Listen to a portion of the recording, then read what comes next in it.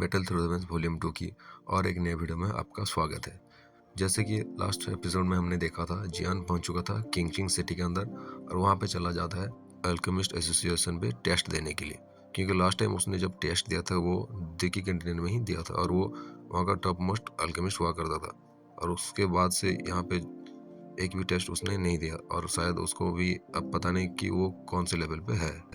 तभी उस alchemist association के जो प्रेसिडेंट थे वो जियान को दो पिल के फॉर्मूले देते हैं, जो पहला रहता है फर्स्ट ग्रेड एम्परर लेवल के और दूसरा सेकंड ग्रेड एम्परर लेवल की।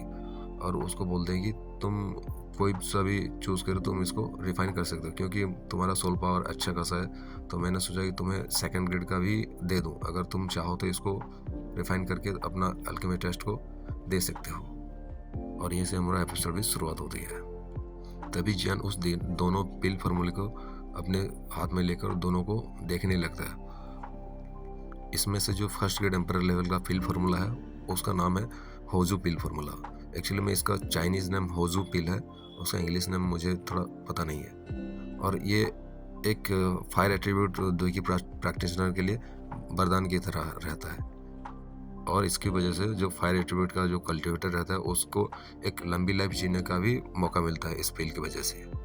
और ये उनके लिए यूजलेस है जो लोग फायर एट्रीब्यूट की दोई की प्रैक्टिस नहीं करते हैं। अभी हमारे सामने जो सेकेंड ग्रेड एम्परर लेवल का पिल फार्मूला था वो एक्चुअली में सैपिंग पिल फार्मूला है। इस पिल की मदद से जो मॉन्स्टर और जो जानवर रहते हैं वो ह्यूमंस में कन्वर्ट हो सकते हैं। और रीमर के हिसाब से ये पिल बहुत ही पावरफुल रहता है उन लोगों के लिए जो लोग चाहते हैं कि एक ह्यूमन में कन्वर्ट हो जाए और उनका जो ट्रेनिंग स्पीड है वो भी ज़्यादा इफेक्ट ना हो। और अगर हम दूसरे पिल्स की बात करें तो कुछ सिक्स्थ ग्रेड का पिल्स भी हैं जिसकी मदद से मैजिकल वेस्ट या फिर मॉन्स्टर ह्यूमंस में ट्रांसफॉर्म हो सकते हैं, लेकिन उनमें उन पिल में उतना ज़्यादा पावर नहीं रहता कि उनको उस ट्रेनिंग स्पीड को अचीव करने में मदद कर सके जो कि उनका पहले से था। और उसके लिए उनको एक बड़ा सा बैकलैश का सामना करना पड़ता है और वो पहले की तरह ताकतवर नहीं रह जाते। और अगर कोई मॉन्स्टर या फिर कोई मैजिकल वेस्ट खुद को ट्रांसफॉर्म करना चाहता है ह्यूमंस में तो उसके लिए सबसे बेस्ट ऑप्शन रहेगा कि ये सैपिंग पिल, क्योंकि इससे उनका कोई भी नुकसान नहीं होगा। अभी हम आगे देखते हैं कि इसमें जो मटेरियल्स लगते हैं वो lotus of earth, blood emperor leaf और जो तीसरा है ice and snow flame fruit.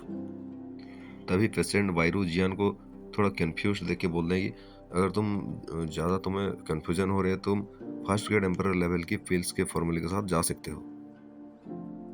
तब जियान उनकी बात सुन के उसके रिंग की तरफ देख के मास्टर से पूछने लगता है कि मास्टर, मैं कौन सा फार्मूला को चूज़ करूं और कौन सा पिल को मैं रिफाइन करूं।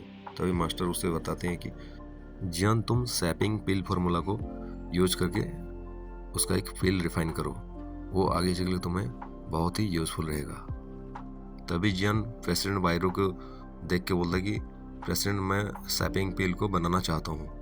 और ये सुन के जो साइड में वाइस प्रेसिडेंट खड़ा हुआ था वो जियान को बोलता है कि क्या तुम पागल हो, तुम पहली बार में ही सेकेंड ग्रेड एम्परर लेवल का एक पिल को बनाना चाहते हो, क्या तुम्हें पूरा कॉन्फिडेंस है। तभी हमें बताया जाता है कि ये जो सैपिंग पिल फार्मूला है ये एक सेकेंड रैंक एम्परर लेवल का पिल का फार्मूला माना जा सकता है और इसको एक फर्स्ट ग्रेड का हाई लेवल का जो अल्केमिस्ट है वो उसको भी रिफाइन करने के लिए बहुत ही मुश्किलों का सामना करना पड़ता है और वो शायद ना भी कर सके।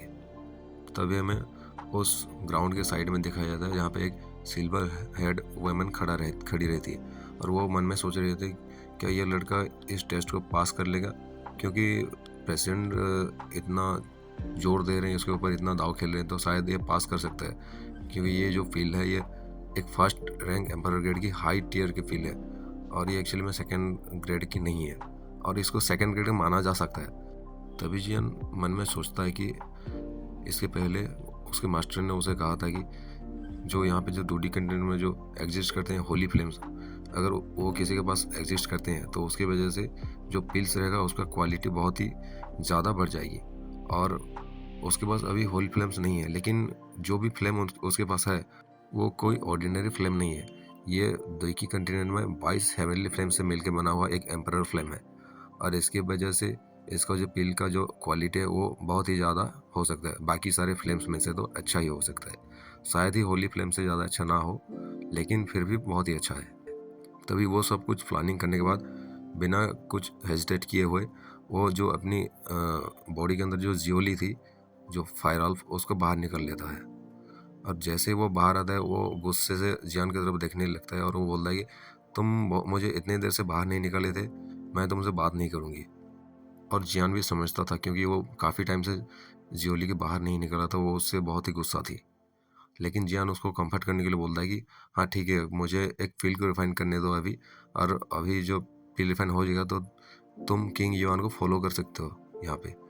तो ये सुन के उसका मूड भी खुश हो जाता है और वो बोलता है कि हाँ ठीक है। फिर जैसे जोली बाहर आ जाती है, चारों तरफ जो लोग खड़े हुए थे देख रहे थे जियान को, वो सब देख के एक्चुअली में शॉकिंग में आ जाते हैं। उनको अभी पता चलता है कि ये जो सामने, जो जियान के सामने जो उसके कंधे पे बैठा है, ये एक्चुअल में एक फायर एल्फ है। और यहाँ पे एक फायर एल्फ ऑर्डिनरी लोगों के पास तो नहीं होती है। अब चारों तरफ जो लोग खड़े हुए थे उनके माथे से पसीने टपकने लगे थे। और ये देख के, इस सीन को देख के, वो जो प्रेसिडेंट और वाइस प्रेसिडेंट जो दोनों बुढ़े थे, वो भी एक्चुअली में शॉकिंग में आ गए थे। वो एक्चुअली में बिलीव नहीं करते थे कि जियान के पास एक्चुअली में एक फायर एल्फ रहेगा। अभी जो वाइस प्रेसिडेंट वाइसू थे, वो एक्चुअली में जियान को देख के काफ़ी ज़्यादा शौक में आ गए थे, क्योंकि इससे पहले वो जियान के ऊपर हंस रहे थे कि ये जो बच्चा है कल का लौंडा यहाँ पे आया है एक फर्स्ट ग्रेड एम्परर लेवल की हाई टायर का टेस्ट देने के लिए। लेकिन उसको ये देख के बिलीव नहीं होता कि एक्चुअली में वो एक फायर एल्फ को पोजेस करता है। अभी हमें वाइस प्रेसिडेंट के चेहरे पे अनहैप्पीनेस को देख सकते हैं। यार एक्चुअली में इसका तो बहुत ही ख़राब सिचुएशन हो गया। तो अभी बिना टाइम वेस्ट किए जियान भी अपना जो मेडिसिनल कलरन रहता है उसको निकाल लेता है और उसके अंदर ज्वेली की मदद से फ्लेम्स को भरने लगता है। और ये जब देखता है कि कोई भी ओवरफ्लो नहीं हो रहा है, तो वो शांति से फ्यूल रिफाइनिंग का शुरुआत कर देता है। अभी हमें बताया जाता है कि एक पावरफुल अल्केमिस्ट बनने के लिए उसके पास 3 क्वालिफिकेशन होना चाहिए। पहला जो है एक अच्छा सोल पावर, और उसका सोल पावर के ऊपर उसका अच्छा कंट्रोल होना चाहिए। इसकी वजह से जब वो पिल रिफाइनिंग करेगा वहाँ पे उसका पिल के ऊपर पूरी तरह से कंट्रोल रहेगा। और दूसरा जो है, उस अल्केमिस्ट के पास एक अच्छा सा मेडिसिनल कलरन होना चाहिए, जो कलरन की उसका जो फ्लेम्स है उसको अच्छी तरह से प्रिजर्व करके पिल रिफाइनिंग को स्पीड अप कर सके और वो पिल को एक अच्छा सा क्वालिटी प्रोवाइड कर सके। और तीसरा और सबसे इम्पोर्टेंट जो है, वो है अल्केमिस्ट का एक पावरफुल फाइटिंग स्पिरिट होना चाहिए। उसको अच्छा खासा स्ट्रॉन्ग मैन होना चाहिए, क्योंकि जब पिल रिफाइनिंग के टाइम वो एक हाई लेवल का पिल को रिफाइन करने का कोशिश करता है, तब चांसेस रहता है कि उस पिल को और उसका जो मेडिसिनल इंग्रेडिएंट्स रहता है उनको कंट्रोल अच्छे से ना कर सके। अगर वो कमज़ोर आदमी हुआ तो वहाँ पे पिल को क्षति भी पहुँच सकता है और उसकी वजह से उस कल्टिवेटर को भी प्रॉब्लम हो सकता है। और इसके लिए उस अल्केमिस्ट के पास एक अच्छा खासा स्ट्रेंथ होना ज़रूरी है।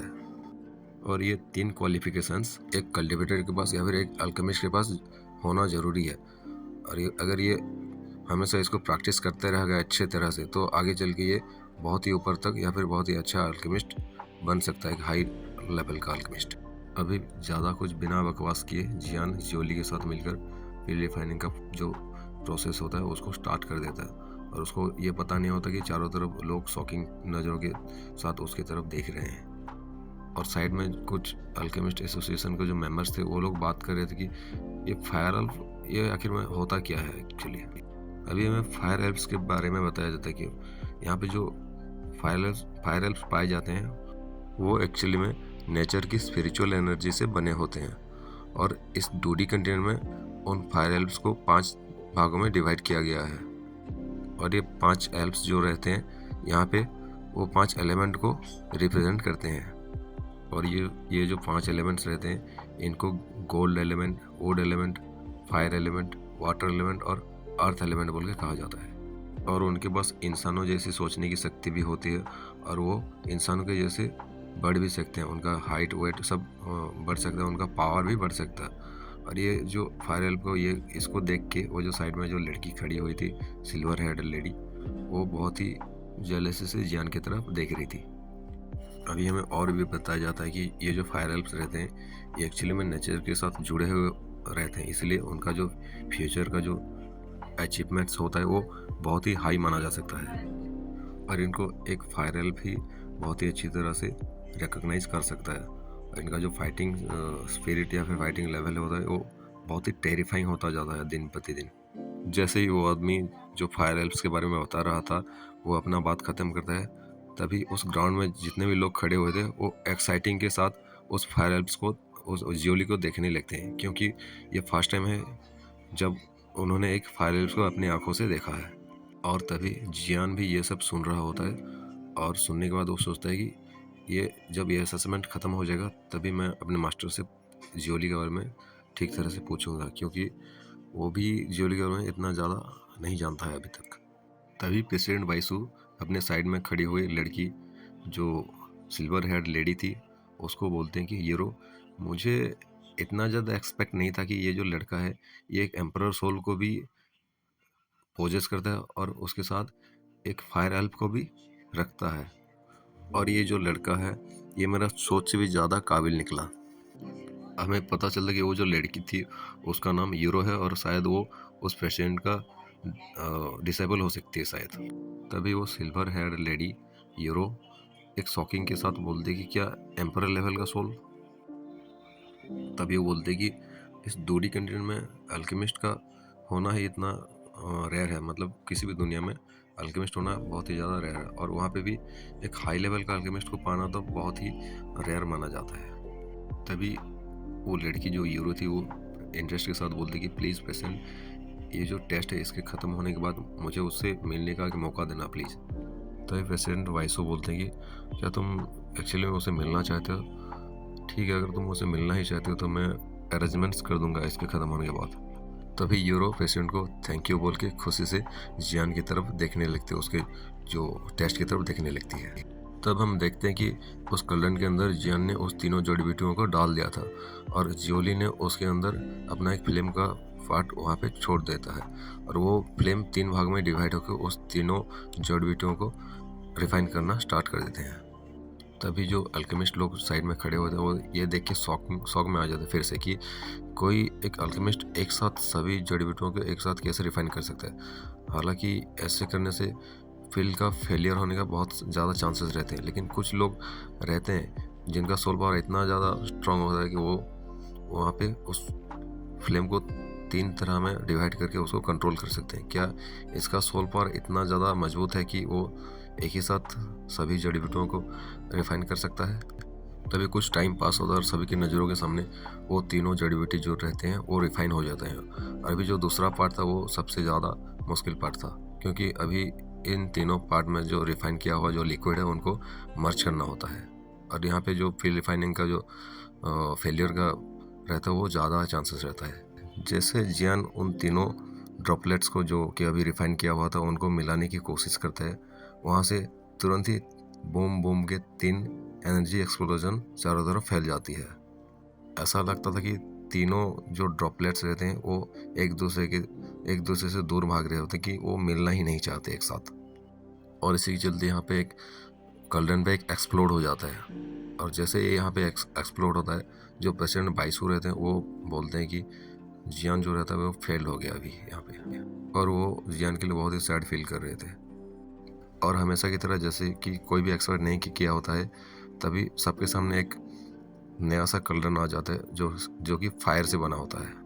और जब सब लोग चारों तरफ से देखते हैं कि एक इनविजिबल सा दिखने वाला एक कल्डन सबके सामने जियान और उसके अंदर जो ड्रॉपलेट्स है वो भी सुरक्षित है, तो ये देख सब लोग एक्चुअली में बहुत ही ज़्यादा शॉक में आ गए थे अभी, क्योंकि ये कैसे मुमकिन है कि कोई बिना कल्डन के कोई पिल को रिफाइन कर रहा है। ये तो अगर किसी के पास इतना ज़्यादा स्ट्रॉन्ग सोल पावर है तभी ये कर सकता है, और इतना ज़्यादा अच्छा फायर कंट्रोलिंग एबिलिटी है तभी ये सब कर सकता है, नहीं तो नहीं कर सकता।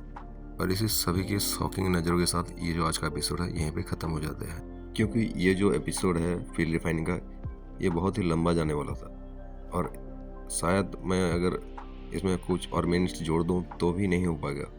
और इसके बारे में पूरी डिटेल्स में यहाँ पे बताया गया है कि कैसे एक एम्परर लेवल का जो फील्ड है वो कैसे फॉर्म होता है, और उसके बारे में पूरी डिटेल्स में बताया गया है।